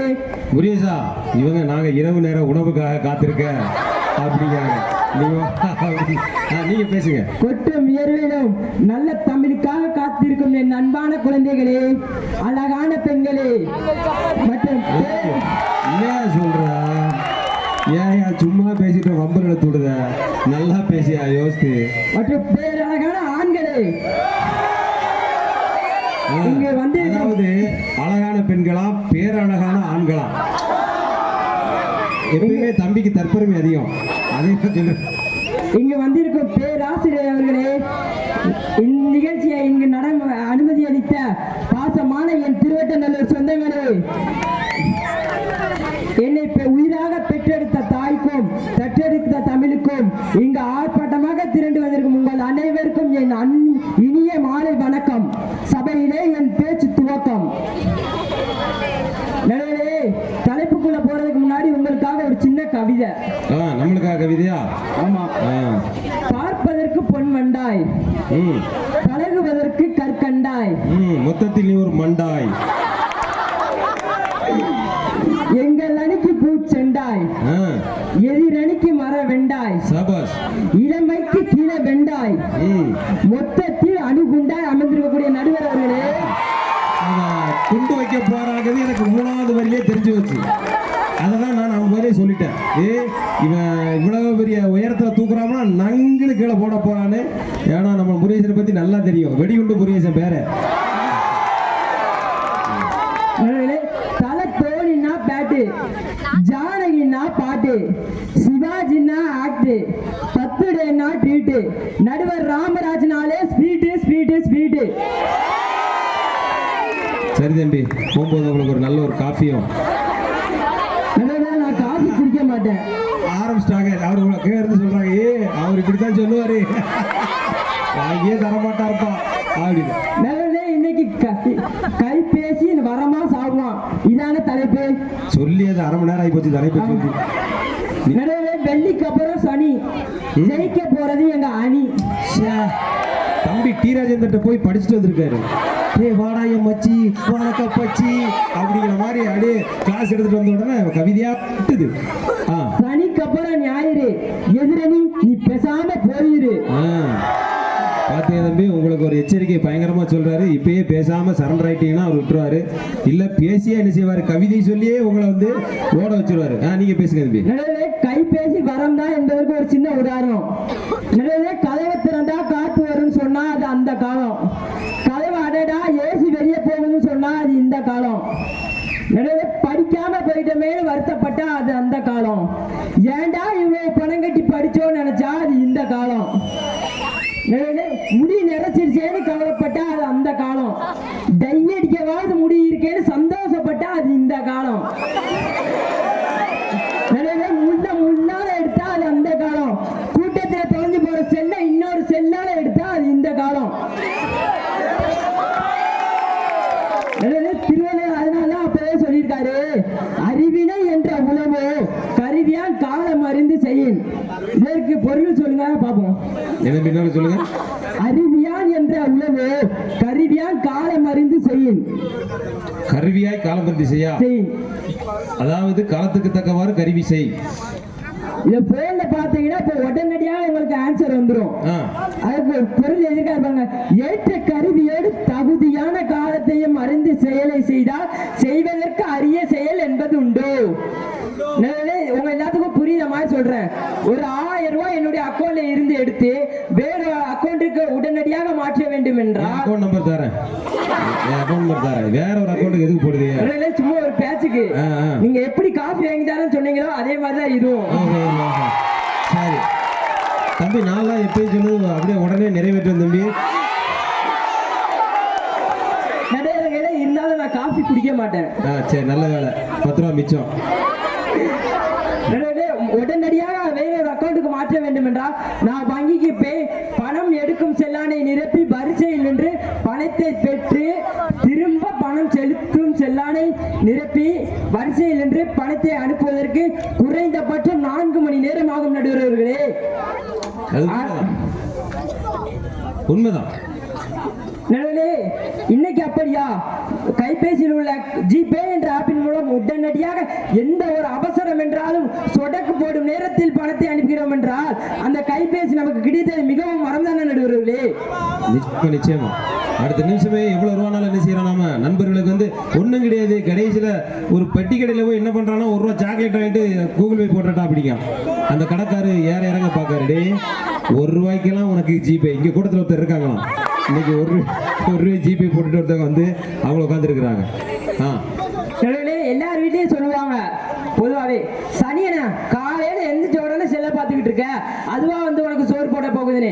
நடுவர்களே நல்லா கேட்டுக்கோங்க, காலையில எந்தவுடன் கைபேசி எடுப்பவர்கள் கைபேசிக்கு அடிமையானவர்கள், தொலைவில் இருக்கும் யாரோ ஒருவரின் அன்பிற்கு அடிமையானவர்கள் நீங்க அனைவரும் தெரிந்து கொள்ள வேண்டும். தம்பி, இப்படியே அன்புக்கு அடிமையாகி தான் வாழ்க்கையை வம்பா போயிருது. என்ன தொலைவில் இருக்கும் அன்பிற்காக ஒரு கவிதை. காத்திருந்து பேசிய என் கைபேசிக்கு அவள் அழைப்பின் ஒளி சலித்து விட்டதோ, அவள் அழைப்பின் ஒளி கேட்க காத்திருக்கிறேன் என் கைபேசியில் என்று காதலை கூட வளர்க்கிறது கைபேசி காவியமாக. தம்பிக்கு வந்து பாத்தீங்க அப்படின்னா, அதாவது அலைபேசியிலிருந்து என்னென்னமோ புதுசா வந்துகிட்டு இருக்கு. புதுசா பார்க்கட்டு புது உலகத்தில் தம்பி அப்படியே மிதக்கிறாரு. உங்களுக்கு தெரியாது ஒண்ணுமில்ல, கடல்ல வர சுனாமி கூட எப்போ வரும்னு சொல்லிடலாம். ஆனா அந்த பொம்பளைங்களை கொண்டு போய் ஜவுளி கடையில விட்டா எப்போ வருவாங்கன்னு சொல்லவே முடியாது. தம்பி, நீங்க என்ன கல்யாணம் பிடிக்கல? இப்பயே சேகரிச்சு வச்சுக்கிறாரு தகவல்லாம். ஏங்க அப்புறம் எப்படிங்க அப்புறம் ஜவுளி கடை போனா எப்போ வருவாங்க? அப்படியே ஹின்ஸ் போய் நெஞ்சுறாரு கொஞ்சம் கொஞ்சமா. சொல்லுங்க நீங்க. சகோதரி சொல்லிட்டு போறாங்க, ஜவுளி கடையில ஆண்கள் பே பண்றோம்னு. உங்க கூட வந்து மாரடிக்கிறதுக்கு நாங்க ஜிபேல அமௌண்ட்டை கொடுத்துட்டு அமைதியா வீட்டிலேயே இருந்துக்கிடுவோம். அருமை தம்பி, இப்பயே முடிவெடி எடுத்து வச்சிருக்கிறாரு. ஆனா அப்படி மனைவி அமையணும். உங்களை அவ்வளவு சீக்கிரமா விட்டுற மாட்டாங்க முருகேசா. கடைசியில ஒரே ஒரு குண்டை தூக்கி போடுவாங்க. அமேசான்ல ஒண்ணுமே சரியில்லை முருகேசா. பக்கத்து கடையில் ஒரு நடிகை நல்ல சேலையா கட்டிருக்காங்க, அது வந்திருக்கு, அதை எனக்கு எடுத்து கொடு முருகேசா அப்படிம்பாங்க. சரியா? ரைட். இன்னைக்கு காலையில போனா மறுநாள் காலையில வர தேடுவாங்க. அப்படி என்னத்தை தான் தேடுவாங்கன்னே தெரியாது. கடைக்காரன் அவங்க கிட்ட மாட்டிக்கிட்டு பசியில பைத்தியம் ஆயிடுவான். ஆனா கடைசி பேசணுங்கிற பேர்ல 2 கொசு வலையை எடுத்துட்டு வருவாங்க நடுவர்களே. உண்டா இல்லையான்னு கேளுங்க பாப்போம். நீங்களே பெண்களை பத்தி ரொம்ப பேசணும்னு தடுமாறுது. இப்படியே வந்து இப்பயே வந்து அதுக்கப்புறம் உங்களுக்கு தெரியாத சட்டமும் இல்லை அப்படின்னு பேசுங்க. ஆனால் இன்று கைபேசி வந்ததுக்கு அப்புறம் காஞ்சிபுரம் பட்டியிலிருந்து காந்தாடிகிற செருப்பு வரைக்கும் ஆன்லைன் ஷாப்பிங் டோர் டெலிவரியில வாங்கிக்கிறோமே. அப்படி என்றால் நம் நேரத்தையும் செலவினை குறைக்கிறது என்று சொன்னால் அந்த கைபேசி நமக்கு கிடைத்தது மிகவும் வரம் அல்லவா? சொல்லிட்டாங்க. ஆமா, ஏற்கனவே சொல்லிட்டு தான் போயிருக்கிறாங்க. வரந்தான் நடுவர்களே, கொடுமையிலும் கொடுமையான விஷயம் நம்ம உறவுகள் யாருன்னு தெரியாம இருக்கிறதான். ராணுவத்துக்கு போன அப்பா இல்ல வெளிநாட்டுக்கு வேலைக்கு போன அப்பா வீட்டுக்கு திரும்பி வந்தார்னா குழந்தைக்கு தெரியாது அது அப்பாவா இல்ல மாமாவா சித்தப்பாவா. எப்படி அப்பாவை போய் இன்னும் 5 வயது குழந்தைக்கு எப்படி நடுவர்களே தெரியும்? 1 வயது இருக்க போகிறார்கள், 5 வருடம் கழிதான் வரார்கள். அப்பாவா இல்ல சித்தப்பாவா இல்ல பெரியப்பாவா என்று குழந்தைக்கு தெரியாது. 1 வாரம் ஆகும். அந்த குழந்தை தந்தையை பார்த்து மாமா என்று கூறும். அம்மா சொல்லுவாள், மாமா இல்லம்மா, அவர்தான் உன்னுடைய அப்பாவென்று. அப்ப ஒரு 5 ஆண்டு காலம் தன்னுடைய குழந்தையை பிரிந்து சென்ற அப்பா திரும்பி வருவதற்குள்ளாக அந்த குழந்தைக்கு தந்தை யார் என்று தெரியாத ஒரு சூழல் இருந்தது. அந்த கைபேசி இல்லாத காலம். ஆமா, இன்னைக்கு அமெரிக்கால இருக்கக்கூடிய அப்பாவை கூட ஒரு நிமிஷத்துல வீடியோ கால்ல நம்ம நெஞ்சலாம், அழகா பார்த்து பேசிடலாம். குழந்தைகளுக்கு தான் உங்க அப்பா பாரு எப்படி பூச்சாட்டி மாதிரி இருக்காரா, அழகா இருக்காரு பத்தியா அப்படின்னு காட்டி கொடுக்கலாம். ஆனால் இன்றைக்கு அப்படியா? போனில் தினமும் தன்னுடைய அப்பாவுக்கும் மகனுக்குமான உறவை காணொலி காட்சி மூலம் நிறைவேற்றுகிறது என்று சொன்னால் கைபேசி அறிவை மட்டுமல்ல அன்பையும் கூட தானே வளர்க்கிறது நடுவர்களே. எதோட வளர்க்குது? அன்பு. ஓ, அன்பையும் அறிவையும் சேர்த்தே வளர்க்குது. ஆஹா, அழகா சொல்றாரு. கைபேசி அன்பையும் அறிவை வளர்க்குது. அப்படி என்றால் அந்த போன் நமக்கு கிடைத்தது மிகவும் மறந்தான் நடுவர்களே. சரிதான். இன்னைக்கு எத்தனை பேருக்கு கைபேசி பயனுள்ளதாக இருக்கிறது உங்களுக்கு தெரியுமா? கைபேசி எத்தனை பேருக்கு பயனுள்ளதாக இருக்கிறது என்று உங்களுக்கு தெரியுமா? அது என்ன அப்படின்னா டேட்டா வந்து சேகரிக்கல எத்தனை பேருக்குன்னு எனக்கு தெரியல தம்பி. ஆனா முடிஞ்ச அளவு பாத்தீங்கன்னா யாரெல்லாம் பயன்படுத்துறாங்களோ 90 விழுக்காடு வந்து பயனுள்ளதாக இருக்குன்னு சொல்லலாம். இன்னுமில்லை, உங்களுக்கு நேரடியாகவே நிறுத்தி காட்டுகிறேன். இங்கு வந்திருக்கும் அனைவரும் உங்கள் மனதை தொட்டு நான் போன் யூஸ் பண்ணது இல்லை, என்னிடம் போன் இல்லை என்று சொல்பவர்கள் மட்டும் கையை தூக்குங்க. பொய் சொல்லக்கூடாது சார். நடுவில் நீங்களே போன கையில் வச்சிருக்கீங்க. சும்மா இருக்க நீ வேற. அவங்க சொல்லுவாங்க சாமே என்று பேசும் அணியினர் கூட கையில் போன் வைத்துக் கொண்டுதான் பேசி இருக்கிறார்கள் நடுவர்களே. சரி, எப்படி பாயிண்ட பிடிச்சாரு பாருங்க. சரி சரி, போன் என்னிடம் இருக்கிறது, நான் பயன்படுத்தியிருக்கேன் என்று சொல்வார்கள் கையை தூக்குங்க.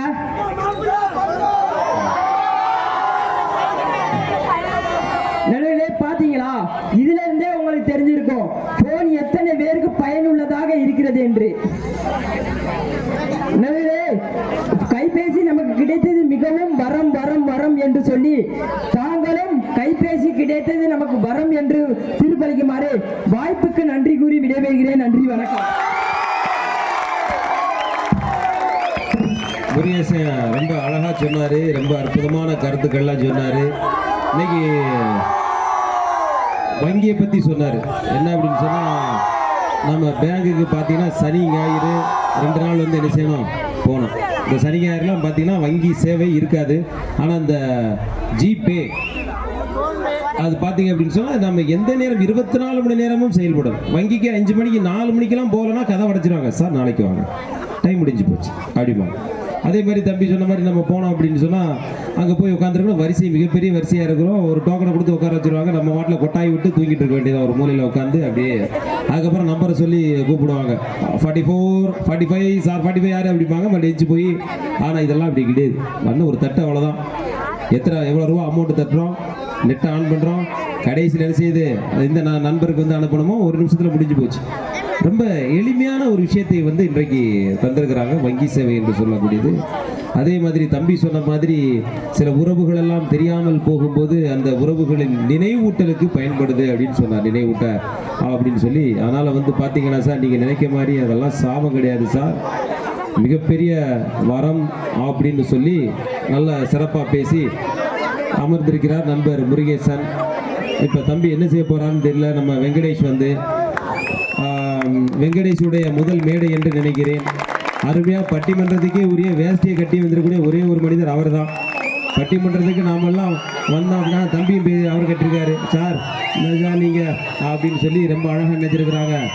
2 பேர் வந்து வெள்ளையும் துள்ளையுமா தம்பி வந்திருக்கிறாரு. என்ன அப்படின்னா தம்பி முதல் மேடை, தம்பியோட முதல் மேடை நான் பேசுகிறேன் சார் அப்படின்னு சொல்லி ஒரு துணிச்சலோடு வந்திருக்கிறாரு. அவரை பாராட்ட வேண்டும். ஒரு உற்சாகமான கைதட்டல் கொடுங்கள். முதல் மேடை என்பதற்காக அழகாக பேசக்கூடியவர்.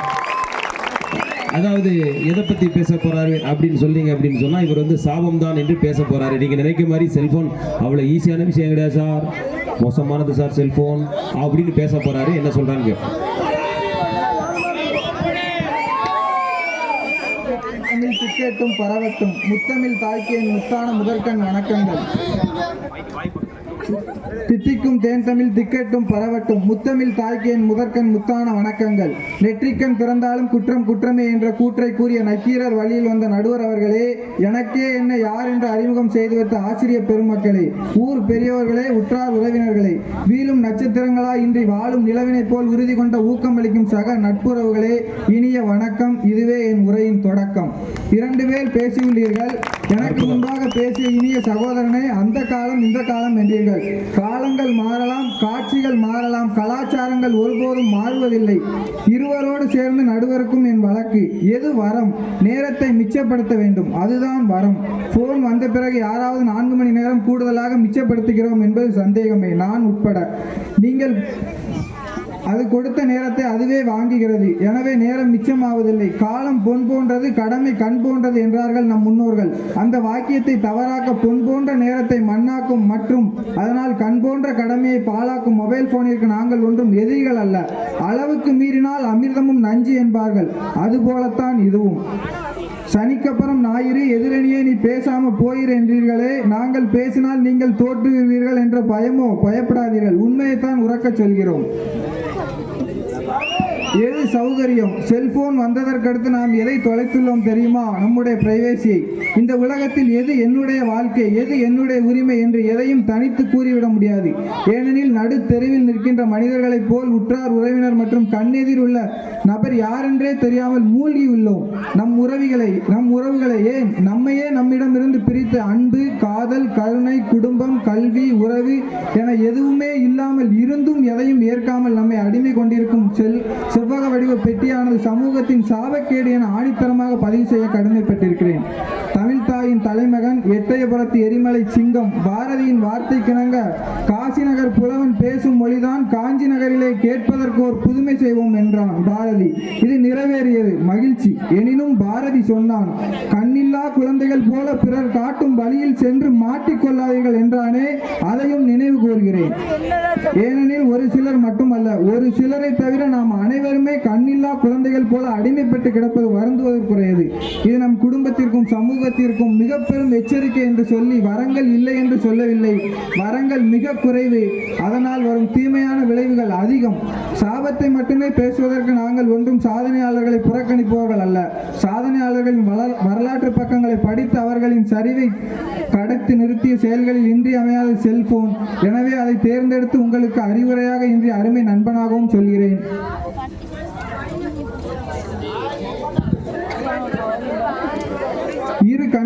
இரு நபர்களாக இரு கண்களும் கலந்து 4 கண்களாக சேர்ந்து காதல் செய்த நம் கற்புமிக்க தமிழ் சமூகத்தை களவாடிய பங்கு மிக மிக அதிகமாக செல்போனிற்கும் உண்டு. ஏனெனில் முகம் தெரியா உறவுகளுக்கிடையே உறவு கொள்ள செய்தது முகநூல் என்ற பெயரில்.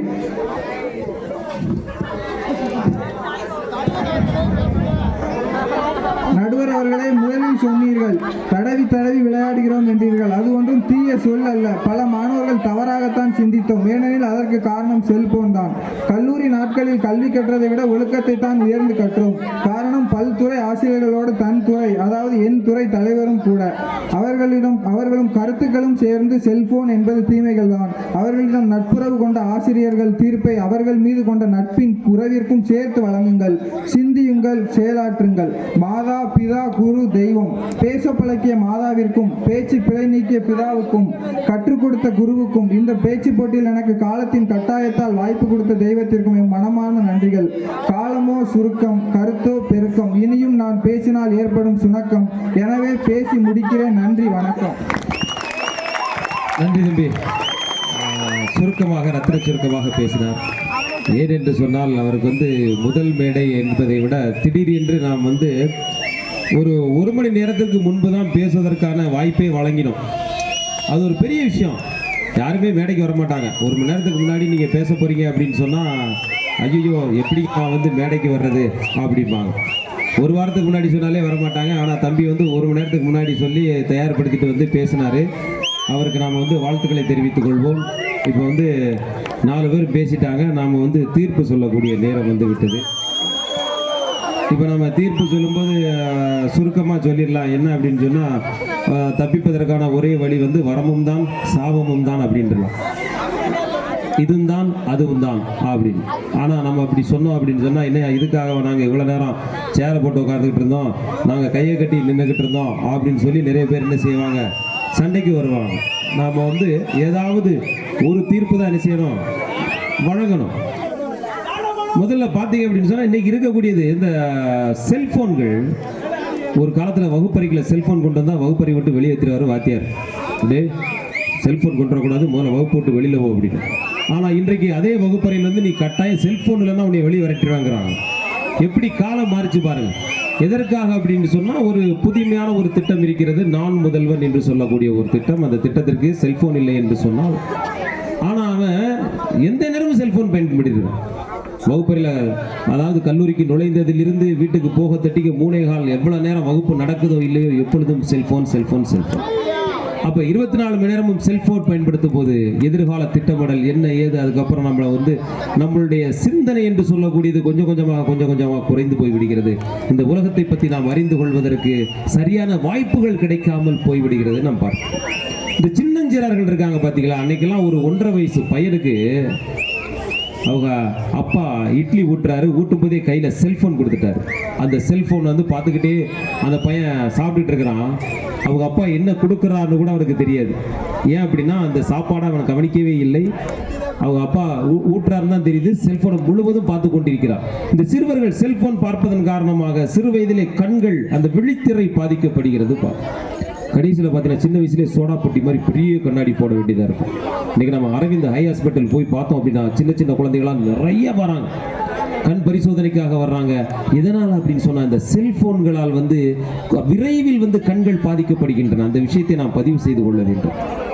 அதே மாதிரி பார்த்தீங்க அப்படின்னு சொன்னால் அது ஒரு வியாதியா நோயாகவே மாறிவிடுகிறது. தூக்கத்திலும் என்ன செய்கிறாங்கன்னா அந்த சின்ன குழந்தைங்க செல்போன் அப்படியே தொடர மாதிரியே இப்படியே அவங்களுடைய கையை இப்படியே தான், அதாவது தூங்கிக்கிட்டு இருக்காங்க, தூக்கத்திலையும் அவங்களை என்ன செய்யறாங்க, அது பழக்கமாகவே மாறிவிடுகிறது, வழக்கமாக. ஏன்னா நம்ம சின்ன குழந்தைகளை வந்து அந்த செல்போன் கொஞ்சம் தள்ளி வைக்க வேண்டும். ஆனா நம்முடைய பெற்றோர்கள் என்ன நினைக்கிறாங்க அப்படின்னா, செல்போன் கொடுத்துட்டா அவங்க என்ன செய்ய மாட்டாங்க, நம்மளுக்கு தொல்லை கொடுக்க மாட்டார்கள், ஆகவே இந்த செல்போனை கொடுத்து விடலாம் அப்படின்னு ஒரு பக்கம் இளைய சமுதாயத்தை சிந்திக்க, அதாவது சிந்தனைகளை மழுங்கெடுக்க செய்கிறது. மறுபக்கத்தில் பார்க்கும்போது குழந்தைகளை அடிப்படையிலிருந்தே செல்போன் அடிமைகளாக மாற்றி விடுகிறது.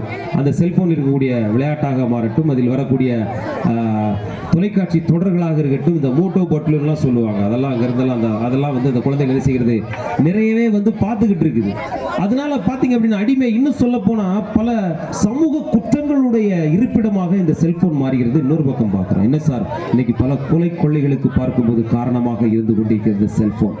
திட்டமிடல் எது என்ன என்பதற்கான ஐடியாக்கள்லாம், இன்னும் சொல்ல போனா பல கொலைகளை செய்யும் போது அந்த செல்போன்ல கூகுள்ல போய் தேடுறான், ஒரு கொலை எப்படி செய்வது, ஒரு துப்பாக்கி தயாரிப்பது எப்படி, யாருக்கும் தெரியாமல் கொலை எப்படி, என்ன ரகசியங்களை போய் அவன் எடுக்கிறான் பாருங்க, எங்க இருந்தெல்லாம் கண்டுபிடிக்கிறாங்க பாருங்க.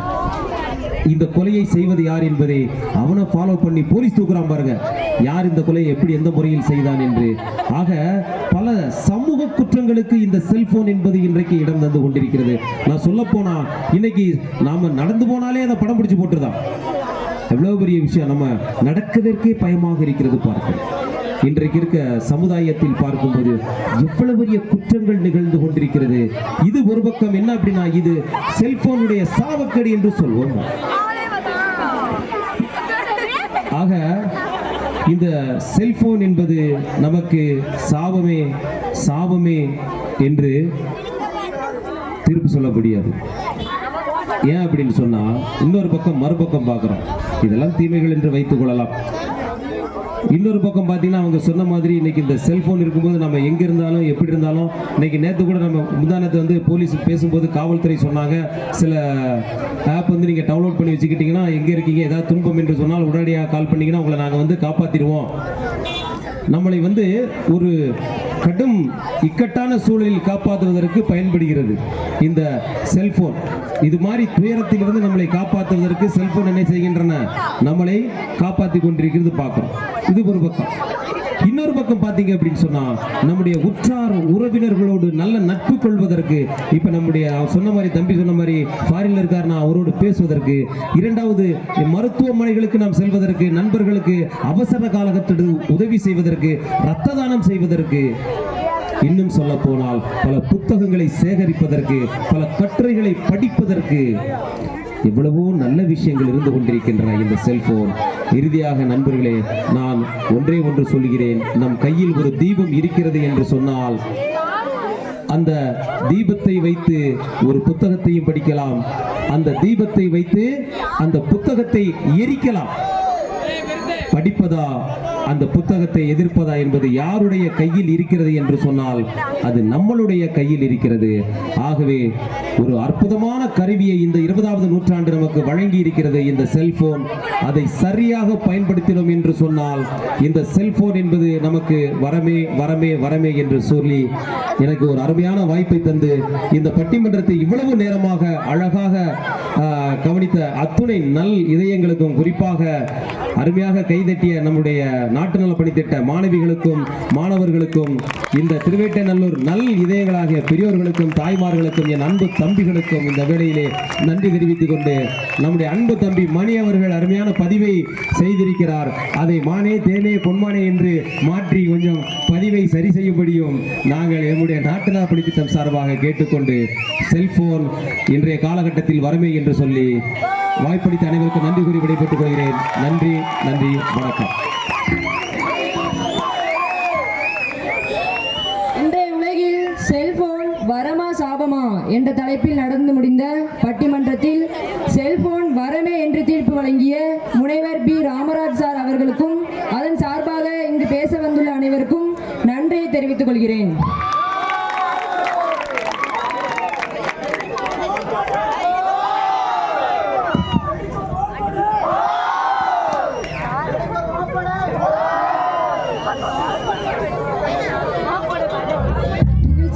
இருந்த அனைவருக்கும் நன்றி கூறிக்கொள்கிறோம். இத்துடன் இந்த நிகழ்வு நிறைவு பெறுகிறது. நன்றி, வணக்கம். நாளை பாட்டு கச்சேரி நடைபெற உள்ளதால் அனைவரும் வருகை தந்து